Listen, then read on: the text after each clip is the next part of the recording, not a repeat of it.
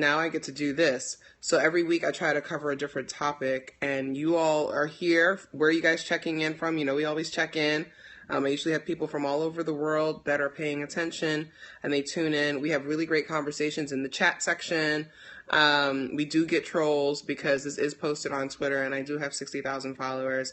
The only thing I don't like about Periscope is that it does kind of pop up that there's a Periscope going on in your neighborhood. So like if you're somebody who's just randomly checking in, they don't know who I am, so they kind of tune in. So we've got Philly and Houston and Chicago and San Diego and Atlanta.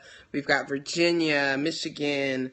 I know New York is in the house. Mobile, Alabama. You know, every time I think about Alabama, I think about how I went there and it was like 87 degrees at 7 o'clock in the morning because I went during July because I'm not smart. All right. So we're going to get into this topic. Some people get here kind of late. It is about 10:04, 10:05 my time. So I want to kind of get into it because I'm actually kind of tired. Many of you noticed today that there was a hashtag called masculinity so fragile. And I woke up this morning and saw a tweet from Jamila Lemieux. And it was like, you know, it said masculinity is so fragile that, you know, we focus more on teaching women how to politely reject men than teaching men how to accept no. And I was just like, okay, it's 6:30 in the morning. What the fuck is going on? Did she write this last night? Is it new? Is it recent? What is it? You know? So I was like, maybe she, you know, maybe it was something that carried over from last night. So then I looked and I saw that people were talking about this, but then I realized that it didn't start here. It started probably elsewhere, or with somebody else. So I was busy today. I was at Google's like satellite in New York, kind of working on this idea of online harassment. But I was able to kind of catch up with a number of things. And so, of course, there's articles written about it. And lo and behold, this hashtag was started because of me. Wouldn't be the first time to have a globally trending hashtag related to my work. So basically, this brother that follows me, Dope Cat, I appreciate him. I appreciate his efforts to kind of speak on behalf of women and really kind of shout down patriarchy and misogyny. I posted a thing on Facebook because, you know, you guys know a lot of my work is really about, you know, exposing and discussing violence against women, particularly women of color, and especially Black women and girls, and how we can all work together to kind of minimize a number of these things. So there have been some conversations about this lately, and I wrote on Facebook, in case you didn't see it, I'm going to read it. It says, this month, a woman was disemboweled for saying the wrong name during sex. A woman was shot 5 times for not wanting to have sex on the first date. A woman was kidnapped and robbed at gunpoint after leaving a date. A woman was killed after introducing her boyfriend to her family at Sunday dinner. A female college student was killed by her boyfriend who made it look like a suicide. At least 2 men killed their wives, kids, and themselves. A man tried to drown his daughters. A man killed his wife because she wanted a divorce. A homeless woman was raped on the street where she slept. A woman and her newborn were shot in church by her boyfriend after an argument, and many more stories unknown, untold, or too much for my fingers to type. So I put that on Facebook because many of you know that I have a particular blog post on my site, feministajones.com/blog, in which I talk about, it's called, I've been writing about this for 10 years. And what I've been doing with that particular blog, it started off with me recalling some of my own experiences with intimate partner violence and abuse. And I decided I was going to start tracking stories of women and girls who were subjected to domestic violence and intimate partner violence. And I started this last year. And in the last year, I've documented over 80 stories. I think it's about over 85 stories now. Of these kinds of things. And so and these are only the ones that I catch. Like, I don't actually sit and do research. These are ones that happen to pop up in my Twitter feed, or somebody will share it on the #UOKSIS hashtag or something like that. So I've actually been documenting these stories. So within the last year, it's been about 85 stories. But we also know that in America alone, 3 women are killed each day because of intimate partner violence. And because of the disparities and the disproportionate effect on Black women, we know that at least one of those women is Black, because Black women are 3 times more likely to be killed because of domestic violence than white women. So this is something that I talk about, right? So it's like every single day a Black woman is being killed. At least one Black woman is killed by an intimate partner. And in 2013, I think it was almost 500, right? So we have this problem. We have this huge issue with intimate partner violence, abuse, this whole idea of a woman doesn't want to do something with a man, so he kills her, or he shoots her, or he stabs her, or he chokes her, or he kills her kids, or he kills her and her kids, or she's pregnant and he doesn't want to be a father, so he kills her, he stabs the baby, all these kinds of things, right? So I wrote that. I put that on Facebook. I screenshot it and shared it on Twitter, and a number of people, retweeted it or what have you. And this guy, Anthony Williams, his screen name is Anthony's, Anthoknees. He retweeted it and he said, content, violent descriptions of murder due to misogyny. And not everybody was killed, but, damn near. And then he went on to create the hashtag masculinity so fragile. So what's really fascinating is that we ignore origin stories of these kinds of hashtags and these movements, which is totally wrong and detrimental just from an intellectual property standpoint, and we're like an oral people, origin narratives matter, particularly if you're marginalized. So when folks come and say, oh, those feminist women, they hate men, and so they created this. Actually, no, we didn't. This was created by a guy who really wanted to address this idea of fragile masculinity. So I think that that's really important to note.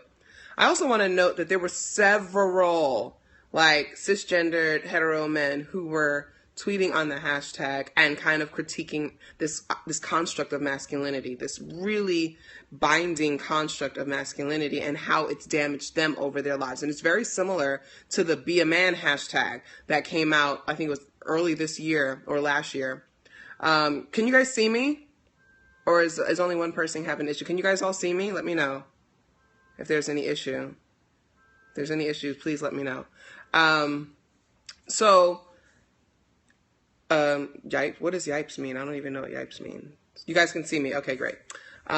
Cynthia, it might be you, sweetheart. I'm sorry. Somebody says they can't see me, but most people can, so that's good. Okay.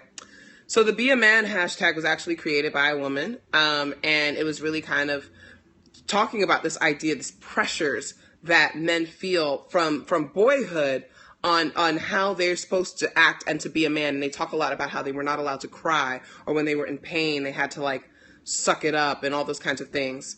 Some people are saying they can't see it on the phone, but they can see it on the computer. That's really weird. I don't know. But as long as you can hear me, that's really what matters, right? Right. Okay. So we have these conversations where men are actively participating in positive ways, and they're really critiquing this really harmful and toxic masculinity, right? So what ended up happening, though, was that some people were like, oh, well, these feminists out here, they're just using this as a way to emasculate men, and they hate us, and they're bitches, and all this other shit, right? Listen, motherfucker. Ain't nobody trying to emasculate your broken ass. Okay? We ain't got shit to do with that. Blame the fucking man, all right? Especially if you a black man. How the fuck you talking about we trying to emasculate you when the fucking boot in your neck belongs to a cracker-ass overseer? And how you blaming us for this shit? All we doing is talking about the ways in which we have experienced the negative side effects of this bullshit. And you want to blame us and say we emasculating because we're calling it out and saying that it's wrong. Because you don't want to know that all the shit that you do and rely on to be a so-called man is actually pretty fucking detrimental to everyone. Not just us, but also to you. You know why you motherfuckers are dying at age 40 from heart attacks? You know why black men are more likely to die earlier from heart issues? It's because all that goddamn stress. Because you won't release it. Because of your fucking toxic notions of masculinity. You're bottling everything from when you were a young kid and your mother beat the shit out of you and it was abusive, but you were taught to love it and to embrace it as her meaning that she loved you, but she didn't really know any better. So you harbored that shit, or somebody fucking touched you or assaulted you in a way that you can't talk about, because if you talk about it, somebody's going to say that you're gay. Or because when you were in school, some teacher shitted on all your fucking dreams and all your hopes and put you down. Or you applied for several jobs and couldn't get them because they didn't want to hire your black ass. And you've been holding all that shit in, and you're not crying, and you're not releasing, and you're not talking, and you're not getting therapy, and you're not doing all those things. And that's why the fuck you got congestive heart shit, and your aortas is fucked up, and you got stress, and your asses is having heart attacks at 42 years old. That ain't our fault. That ain't our fault. I love y'all, but that ain't our fault. So I think it's really interesting how that all played out. If you're new to me, I rant, I cuss, I do whatever. If that's the issue for you, please don't watch, because I'm just going to keep it as funky as I can. And you may not agree with me. Matter of fact, motherfuckers spent a whole weekend calling me rude, but they clearly do not watch this broadcast, because I was nice to that motherfucker. I really was. Can we talk about that for a second? Let's talk about Toothgate for a second. I would show y'all the shit that happened in my fucking mouth, right? So here's what happened. I had oral surgery. I had 2 teeth removed from my fucking jaw, right? I am 36 years old. I've had my wisdom teeth fully since I was like 19, 20 years old. I ain't never had no motherfucking problem with this shit. I've been dealing with this toothache, and if you search my name on Twitter with toothache, you will see how long I've been talking about this goddamn toothache, okay? It's been the same shit for like 3 years now, but I finally had a space to, and the time to get something done. I was told that when this happens, I would be out for a few days, but you all know I'm a public speaker. I travel a lot. I can't afford to be out for a very long time, but now I am. It's about to be speaking season. I said, let me get this shit done now so it's taken care of. I went, got this shit taken care of Friday. I took my pills, whatever. They gave me some codeine. I was hoping for some Percocet, but whatever. They don't like to give black people real good pain medication because they believe that we can handle pain more than other people. So they give us the weak shit. But that's all right. I had my codeine. But I woke up in the middle of the night with like this ridiculous amount of pain. And I woke up and I was like, oh shit. So I took the codeine and I was waiting for the shit to kick in. So I tweeted, I said, I got a toothache, waiting for the drugs to kick in. Now, I know that on the list of care, like what I'm supposed to do for aftercare, the first thing on there says do not rinse with anything. Do not swish or spit or any, gargle or anything for 24 hours, right? And it has this whole other list of things that I'm supposed to do, I'm not supposed to do.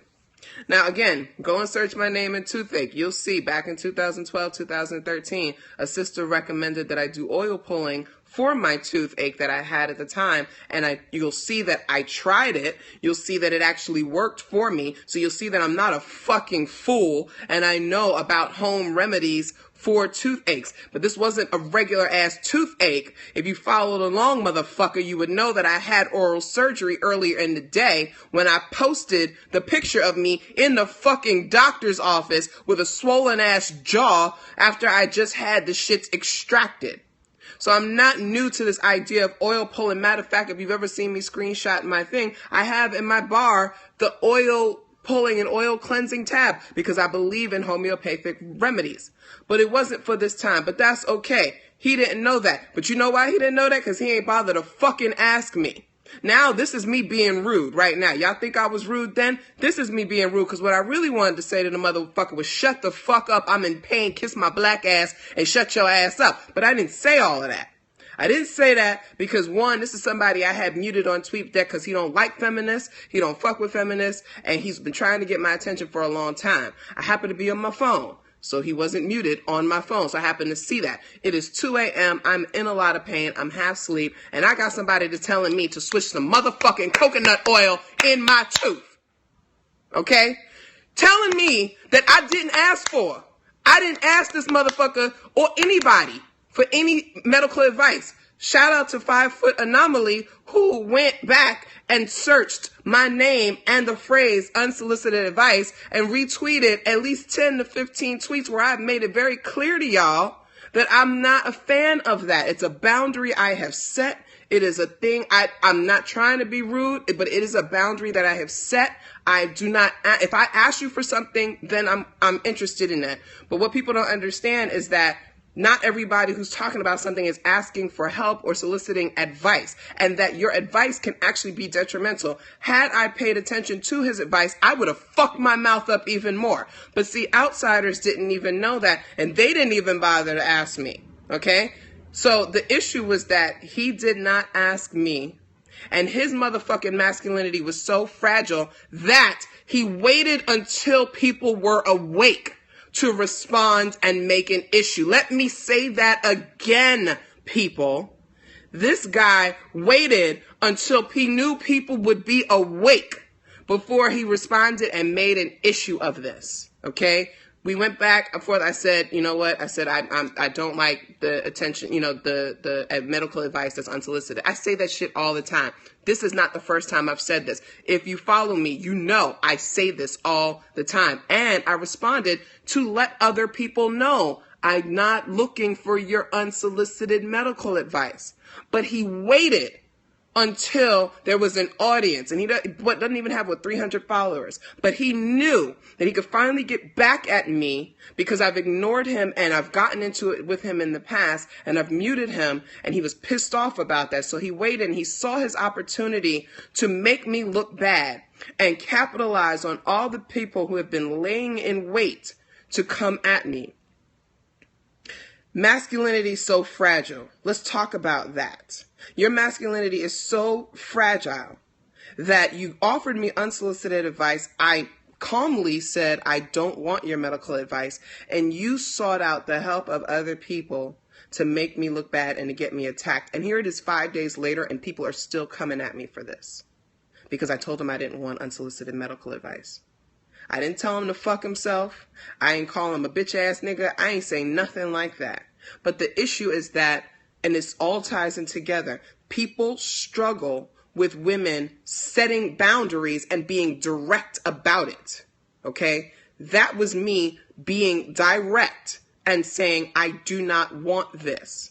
And rather than respect when a woman says, I do not want this, people turn it into a, you didn't have to be mean. That shit does not happen to men. And shout out to all the brothers that came through for me. Okay? A lot of brothers came through for me, and I really appreciate that, because all of them said, we do this shit all the time. We tell people to fuck off all the time. We get unsolicited advice all the time, and we tell people to fuck off, and nobody says anything because we're men, and people accept what we say. 5/5 is somebody who deals with chronic illness, and when he talks about it, he makes it very clear that he's not soliciting medical advice. But nobody has a problem with him saying that. Okay? But it was for me because I am a woman, and we have this idea, not just that I'm a woman, but also that I'm Feminista Jones. But aside from that, I think another woman would have gotten the same attack because we have this idea that women are supposed to accept anything that comes from men, and we're supposed to be gracious that a man paid us attention or that he spoke to us. So whether it is walking down the street or whether it is tweeting, we are supposed to accept it and not have boundaries. And so people were mad because they were like, oh, she compared it to street harassment. I was not comparing it to street harassment in the way that they think. I was saying that the idea that a person feels entitled to come up to you and say whatever, and you're not supposed to respond. That's what I was talking about. Because a lot of people were saying, oh, well, you didn't have to respond. You didn't have to respond. I respond to whatever the fuck I want to respond to. This ain't your Twitter. And there's a lot of shit I don't respond to. And there's a lot of things that I don't engage in. But don't tell me what to tweet about and what to respond to. And I responded because I already knew as soon as I tweeted about my tooth that there was going to be a shitload of tweets that were going to be giving me this unsolicited advice. I just wanted to save people's time. I'm not looking for your advice. Thanks, but okay. But people are like, you could have thanked him and moved on. Why would I say thank you for some shit I didn't ask for? So again, let's go back to this idea that women are supposed to be polite and docile and grateful and things. I am not going to thank you for something that I didn't ask for, that I don't need, and that is detrimental to me. Let's repeat that again. I am not thanking you for something I did not ask for, something that I don't need, and something that is detrimental to me. He gave me detrimental advice that would have caused me harm. And yet all people cared about was that I didn't thank him and that I was mean to him. So like you said, Shanta, fuck a thank you. I'm not thanking you for the bullshit. Same way when I walk down the street and you compliment me, I don't have to say thank you. If I say thank you, it's because I choose to. But if I don't, it doesn't give you cause to try to be mean to me or to be rude to me.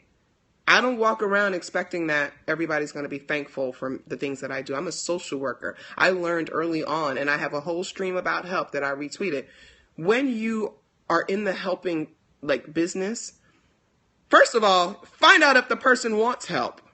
You may assume that a person needs help, but you need to think about, does this person want help? And I use the example of seeing a homeless person on the street and you going up to that person and giving them a $5 bill and going on about your business, and you think that you've just helped that person because you just gave them $5. Mind you, they didn't ask you for $5. You don't know what you handing them $5 like that is going to do to them. You don't know if that's what they need. Maybe they're avoiding $5 because they know that they'll take that $5 to the liquor store and they're trying to avoid that. Maybe if you had to ask them if they wanted help and they said yes, and you said, what kind of help do you want? Maybe they would have told you, I just need a meal. Don't give me cash. I just need a meal. Or maybe it's somebody who's getting out of the sex work trade or, sex trafficking and doesn't want money tossed at them. Maybe that's a trigger for them. But your helpful ass didn't even bother to fucking ask them what they wanted or if they wanted anything. And so the problem with all of this was that if he had not assumed anything about how I was feeling, if he had just said, damn, I'm sorry to hear that.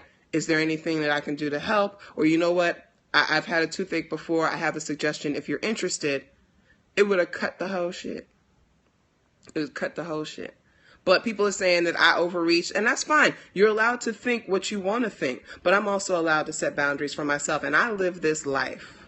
You don't. And I noticed all these little people with 200 and 300 followers telling me shit. I'm like, you don't know what it's like to have 60,000 followers and to be a visible black woman who is in an activist setting and who does a lot of advocacy.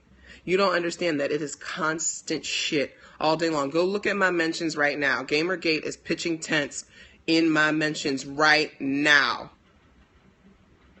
Because that's what happens. I take a picture with Anita Sarkeesian, and here I am being trolled by Gamergate, and it's probably going to last for a few weeks. So when you don't know anything about that, of course you can get on your high horse and say they were just trying to help. You begging for mentions. Ain't nobody tweeting you. So you mad. But anyway, this is all tied together. I wanted to address that, and thank you all for listening. Give me a second to kind of address that, because I wasn't hurt by this. I'm so used to people coming at me sideways and having their way and making this whole about feminism. They're like this one woman who has been laying in wait. I've caught the subs. I've seen her for months and months and months. She has been waiting to have this moment to dig at me. She went into this whole thing. Literally, she was on this for hours and was going on this whole thing about how women like me make feminists look bad. Bitch, you can't even tell me when the word feminism first appeared in literature. You can't name 5 feminist theories. You can't name 10 prominent feminist women. But you want to say that I'm making feminism look bad? An almost 2 centuries old movement. Me, one tweeter with one fucking tweet. I make all of feminism look bad. You don't even, that shit right there. When I tweeted, I almost reacted because I almost reacted, but they knew I wasn't going to react. That's why they were taking their shots. Okay. I've studied this. I don't just live the feminist life. I have studied this, and I think it is important to study feminism and gender theory and women's studies and all these things. It's equally important to study Black power, Black liberation theology, all those kinds of things. You have to study this stuff that you claim to be a part of and you claim to be living. You have to know where it comes from. You need to know who shaped these theories that you adhere to. If you're using misogynoir, you need to know where that comes from. If you're using intersectionality, you need to know where it comes from. But when you don't know shit and you say that a tweeter is ruining feminism because she told somebody she didn't want unsolicited medical advice, you the fucking problem. Not me. I ain't the fucking problem. You and your mama's the fucking problem, because your mama let you get through school being an ignorant asshole, and now you on here tweeting about this shit. So yes, your mama is the motherfucking problem too. Okay? Okay. So anyway, this all ties into this idea that this toxic and quite fragile masculinity, right? So then they tried to flip it and really kind of talk about, you know, oh, femininity so fragile and all stuff like that. No, it's not. Fuck you. I'm sorry. Like, no. Okay? Like, you're not gonna flip that. But what was really fascinating this morning was that we saw a convergence of like UK MRA Twitter and Ashley Larry Twitter. Okay? So I call them UK MRA, but MRA, he said motherfuckers wasn't fucking with feminism anyway. You're absolutely right. People who would never fuck with feminism, but want they bitches to co-sign their cars, want a bitch to go half on the rent, want a bitch to go half on the groceries, but you don't fuck with feminism. Them motherfuckers, it ain't got nothing to do with me. It has to do with the fact that people see somebody they thought was a nobody because they didn't know anything about the work I've been doing since I was 19 years old. They saw somebody they thought was a nobody come to Twitter and rise to popularity and be able to get all of these opportunities to do all these amazing things in ways that they cannot get. And they are seething with jealousy and envy. Now, I rub people the wrong way. I know I do. There's people watching this fucking podcast right now getting really upset at the fact that I keep saying bitch and fuck and cracker and nigga. You be mad. It's okay that you're mad. It ain't going to change the work that I'm doing. It's not going to change the fight. It's not going to change my contributions to the fight. You can be mad. But a lot of people are really kind of upset. They're like, oh, who is she and why does she have the right to do this? When I wrote my first piece for Time Magazine, the response was, well, who is she to get to write for Time Magazine? As if I'm not a good writer, as if I'm not an activist, as if I'm not a social worker, as if I don't have 2 master's degrees, as if I have not been an activist since I was 19 years old. But they want to say, who is she to write for Time Magazine? Why wouldn't I write for Time Magazine? And then they're like, well, why don't she write for black publications? I had a weekly column in one of the oldest black publications we have. How are you saying I don't write for black publications?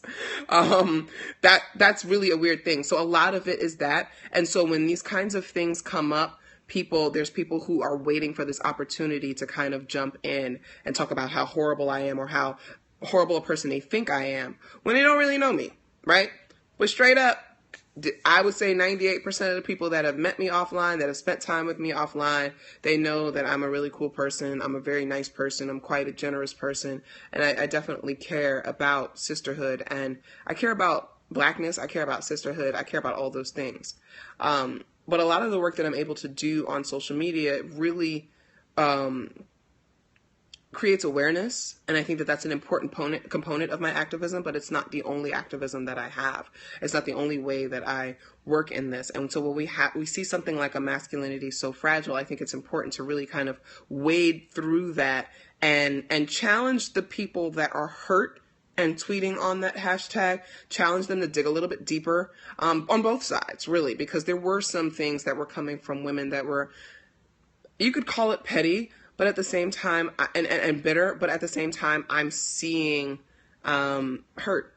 I'm seeing women that are kind of, he said, say something else. I feel like you're about to start trolling and I will block you, but because this is not a democratic space, okay? I see this, I don't like it.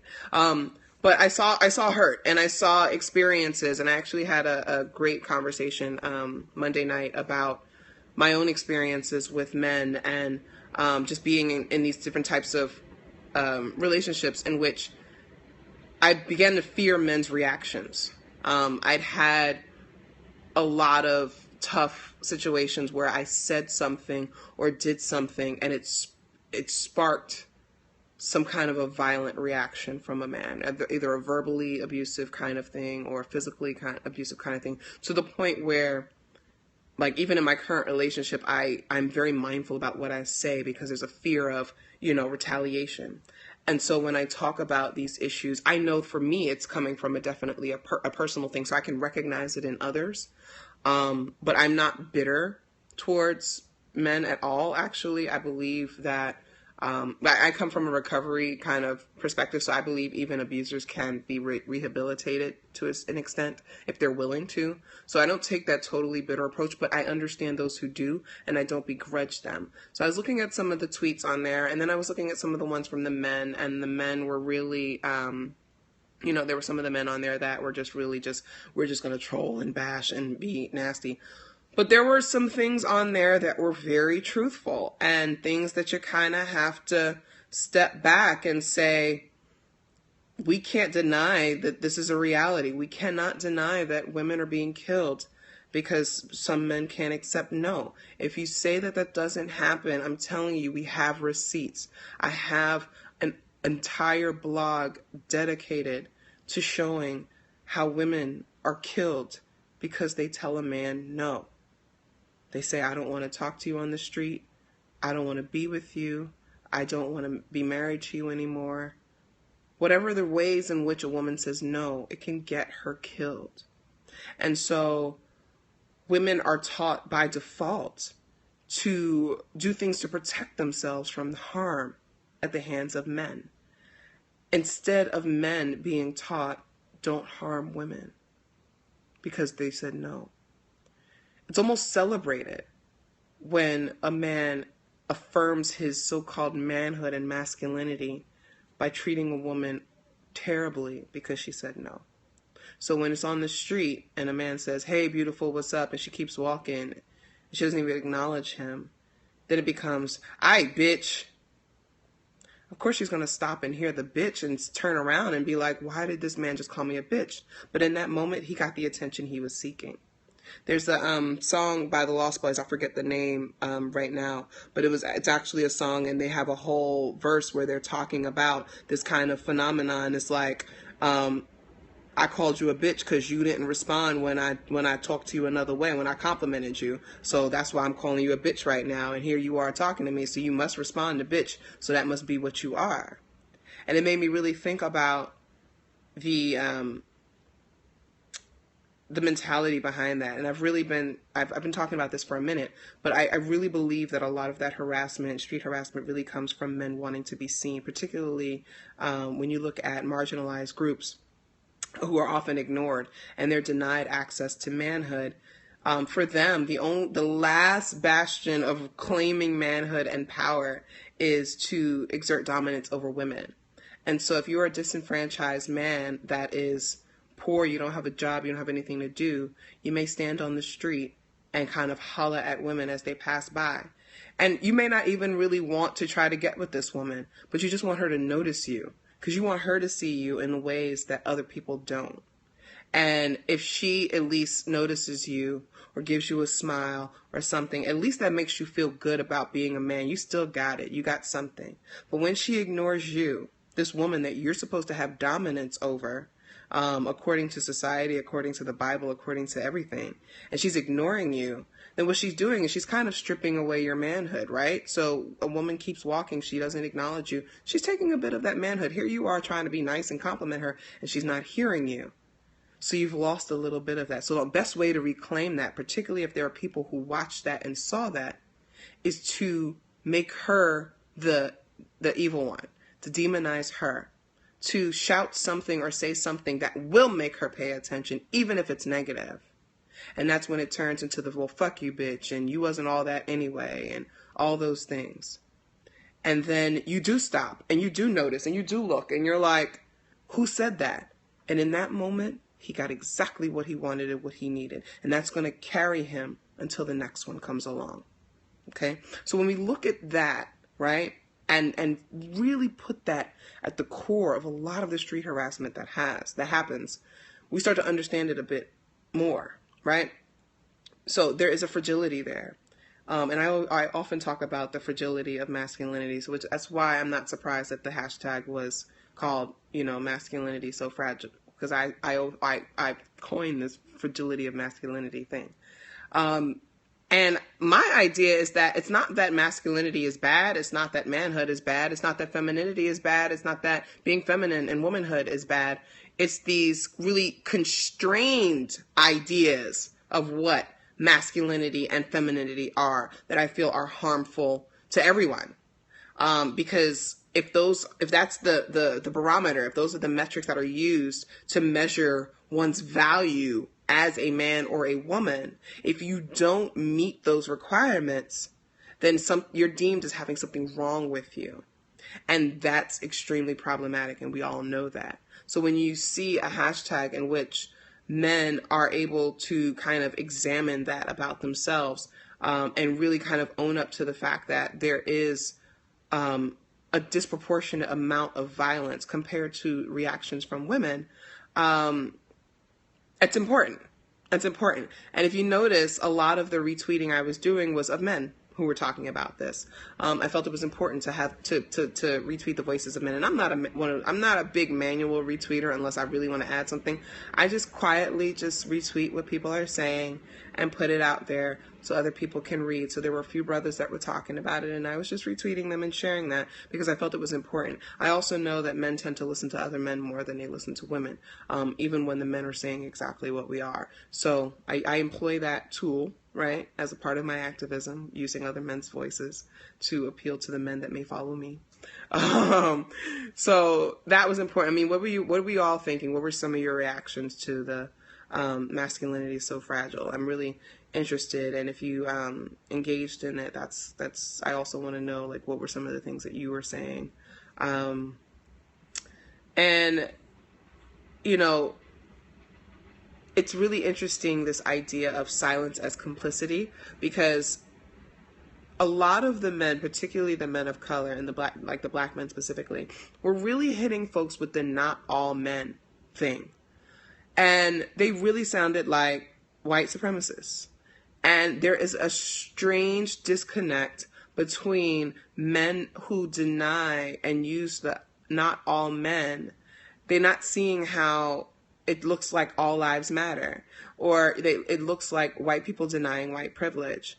You found that some of the men proved that that's very true. There were some tweets where, I mean, I would say a good number of the tweets were men kind of producing, evidence of their fragile masculinity. There were a lot of cases type stories. Yes, it was definitely an opportunity for people to share their experiences with, violent and toxic masculinity. There are a lot of well, how else are we supposed to approach? I think that's a really, really important point, is because we have an entire generation of people, it seems, who were not taught how to be respectful and respectfully engage. And now that we've moved into this cyber communication, it's kind of totally taken a whole nother form. I'm realizing that when these guys are approaching, I don't think anybody ever taught them a better way, or this is the way that they were taught. And I remember we had a Yo Cases conversation where the men were admitting that they were raised to talk to women this way, that this is how you attract women, this is how you go. The women like this. They like when you make comments on their bodies when they walk down the street, or it was a bonding experience between father and child, or uncle and nephew, or older brother and younger brother. Like, these were what the guys were telling us. Like, this is what they were raised to do. And if they didn't do it, then their own masculinity would be called into question.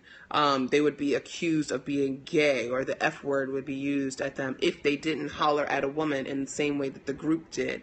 And it became performance, like street harassment as performance. And Trudy has talked about that a bit. This idea that you have to perform masculinity in front of the pack, or risk being, ejected out of the pack, or becoming the runt of the pack. And I think that it's really important to know that a lot of guys approach women the way they do because that approach was instilled as them as a performance of masculinity and the right way to do it. You said a lot were taught to treat women like that. I've seen it in some of the kids I coach. Yes, that's very true. I saw someone say that we like the attention. So it's this idea that women, and this is a pervasive sexist idea that both men and women and all genders really kind of buy into, that women crave attention from men. And I think it's a lie that's told to make guys feel better about their conquests. But it all goes, I think it also stems from when you look at the beauty industry, right? Multi-billion-dollar industry that really profits off of making women feel like shit. I mean, every beauty product is based on this idea that you don't look good enough unless you use this. So inherent is this idea that you're not good enough. The way you look is not good enough, but we can help you look good enough. And so that works together with this patriarchal idea that women need constant aesthetic validation in order to feel good. So some men will believe that they're raised to tell women that they look good because they feel that women need that to feel good about themselves walking through the day. Now, when you hear it that way, it doesn't sound harmful, right? It could be totally harmless, right? A guy's like, your grandfather said, you know what?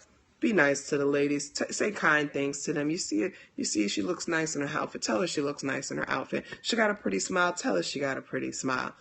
You're learning that. Not malicious in intent. So you'll have those guys that'll just be like, miss, I just wanted to tell you look really beautiful today. You say thank you. They say go on, have a day.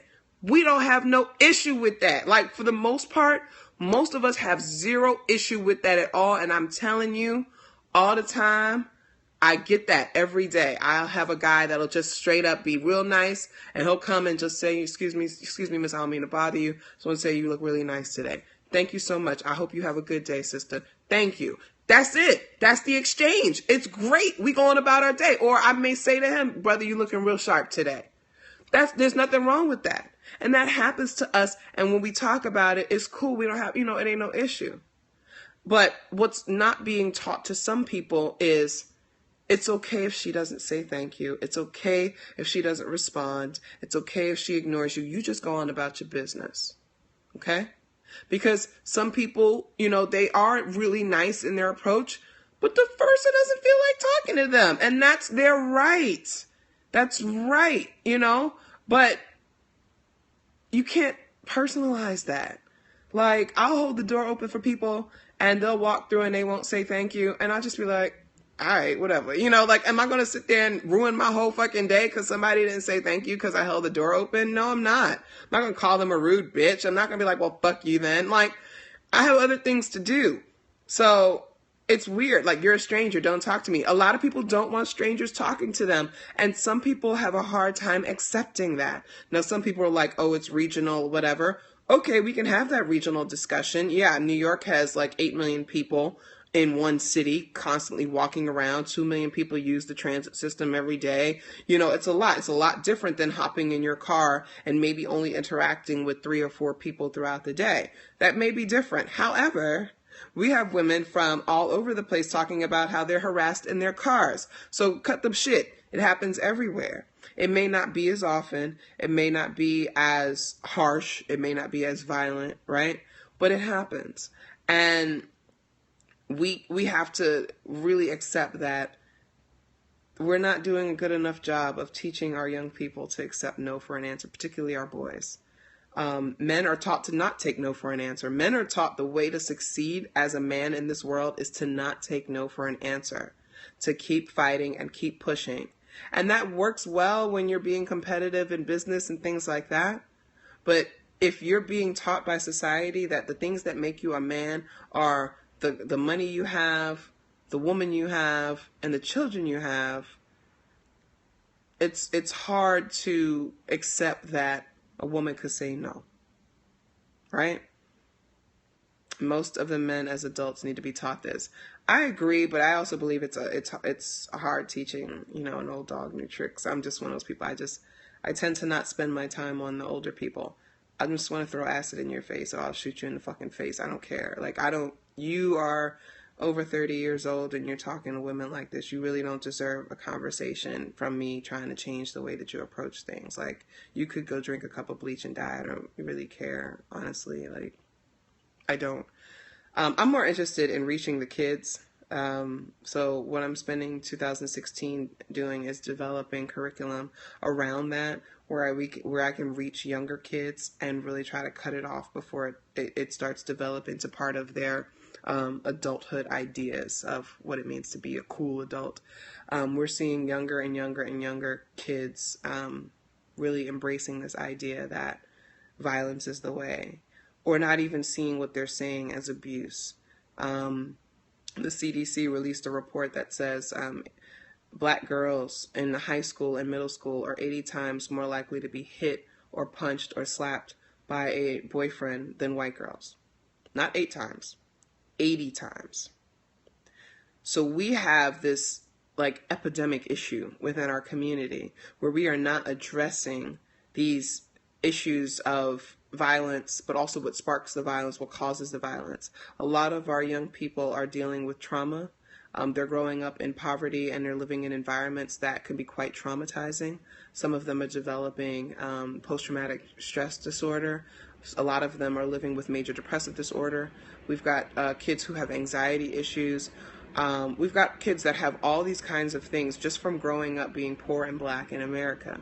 And so because we're not addressing that, it's manifesting in these quite violent things and ways. And particularly when you are a boy and you are taught to be a man, and you don't have this outlet to express it, and you're not telling people that you're feeling these things, you may end up taking it out on a girl because you're already taught from like age 2, 3, 4 that girls are weak, right? And I've seen that. I've seen children being taught that girls are weak. And the way that children are taught that girls are weak is when you see a 3-year-old boy running, and you say, ha ha, he runs like a girl. They pick up on that. Or the 5-year-old boy that's at T-ball and he swings the bat, and you say, oh, he swings like a girl. They're already taught that girls are weak very early before they even get to school. So we have an issue where, like I said, black girls in middle school and high school are 80 times more likely to be hit, slapped, or punched by a boyfriend than white girls. And we have this epidemic in our country where black women are 3 times more likely to be killed by an intimate partner than white women. And then when we look at the jail statistics, and we see that over 80% of women in jail have histories of sexual trauma or physical trauma, usually at the hands of men. We have an issue. We have a very serious issue. And we don't want to talk as much about it because it becomes an indictment on our boys and our men. And for centuries, black boys and black men have been indicted by, racists, right? So to want to address that issue particularly, it becomes that we are indicting our own men. There's a meme going around, a really horrendous meme. It's a picture of a black woman with a bruised face. And it says a real black woman would put an ice pack on, wear some shades or something, and call off from work rather than call 5-0. 5-0, for those that don't know, is the police. But I would say it's a little sexist because it's the same with men. I have no idea what you're talking about, but if you care to elaborate without all those caps, I might actually pay attention. Because when you use caps, I think that you're yelling at me, and I don't know who you are, so don't ever fucking yell at me. Just gonna put that out there. But anyway, I saw that meme, and it really bothered me because I know a black man made it. I know that a black man felt it. I know that there's a lot of black men that relate to it. And it's a pervasive issue, particularly when it comes to sexual assault. They say 24% of women report, but actually only 17% of black women report. And the reason is because we don't want to see our men go to jail, right? Or we're told that we're sellouts if we... you said you think Alex made that one? Who's Alex? I don't even know who Alex is. You're told that you're a sellout if you call the police on a black man. Or you may want to call the police because you just need temporary help, but then you fear that the police are going to come and shoot his ass. Because that has happened, right? That has happened because of racism in the policing system. You may want them to go through the justice system and pay for what they did the right way, but you don't want them to be killed on sight, particularly if that's the father of your children. You may not want to be with him because he's harmful towards you, but he hasn't exhibited any abusive behavior towards the children, and you really just want him to get some help. And here come the police and they kill him, right? So we have that issue. And then we have that whole, like I said, the whole traitor thing. So again, this idea of masculinity being so fragile that some of our men can't even endorse or support us going to the police when we've been harmed by our own men. People think we have to protect black men to our detriment. That's very true. That's part of why I don't Do I want to get into that? No, because I only have a few minutes left. Maybe next time I'll talk about why I don't call myself a womanist. But okay, that's another story. But yeah, so that's pretty much what is going on with the Masculinity So Fragile. But the most fascinating point that I wanted to make was that I noticed that black men were colluding with white men to attack women, and I thought that was incredibly funny. Because these white men hate y'all. Like, they hate you. Like, they hate you with every fiber of their fucking being. Like, they can't decide if they hate white women more or they hate black men more. But they absolutely do hate you. And the fact that I saw, like, tweets and retweets being shared between these two factions of Twitter, I found that incredibly fascinating. And I found it fascinating that some black men were modeling the behavior of white racists, just to feel powerful for a moment. That's really, really interesting. Gigi and Hotep make strange bedfellows. They absolutely do. And they converge in my mentions now, so it's really interesting because my mentions are now Gigi and Hotep and Ashley Larry Twitter. It's really funny. Grasping for anything that bolsters their ego. Education and therapy are the arms we need to hold fast to. I would agree, as long as it's culturally competent education and therapy. And I mean, again, I'm a social worker, I'm an MSW, and I believe in culturally competent therapy and counseling and support. Unfortunately, we have struggles with that. Yes, Gamergate. We have issues with that, right? So we want to talk about education, but, you could put your black son into a school where all his teachers are white women. I mean, I'm sorry, but white women teachers are responsible for most of the detrimental shit that happens to black kids. I mean, we know that, like, most black children are going to school and they're being educated by white women. And then so when you look at the history of jealousy between white women and black women, which goes back to slavery, when white men were raping black women they were raping black women who were enslaved to preserve the virginity of white women. So they had these like sexual urges, but they couldn't deflower their precious white women because the white women had to be chaste until marriage. So they went and they raped, enslaved black women. And then after they got married, they still raped these women and they had children, and these women had to have children. And those children were running around and the mistress had to see their husband's face on all these children. And so this developed a jealousy and a resentment and a hatred towards black women that has persisted to 2015. There are a lot of white women who are like deeply invested in hating black women based on jealousy. And so it manifests in how they treat our children and our daughters, especially. In New York City, for example, black girls are 10 times more likely to be suspended than white girls, and black girls are suspended more than any demographic, boy or girl, in the entire city. The majority of the teachers in New York City public schools are white women. So white women are targeting our daughters already. And we know that the school to prison pipeline is a real thing. And we're starting to see the shift now. People, well, not starting to see it now. We're starting to pay attention now to the fact that more girls, black girls, are being funneled into the prisons by way of this pipeline because these white women teachers hate our daughters. And it's a long-standing resentment. The black boys are getting caught up as well, but unfortunately, as we could see on Twitter, there's a lot of, unfortunately, black male teachers who are treating them in ways that I don't think are productive and supportive enough.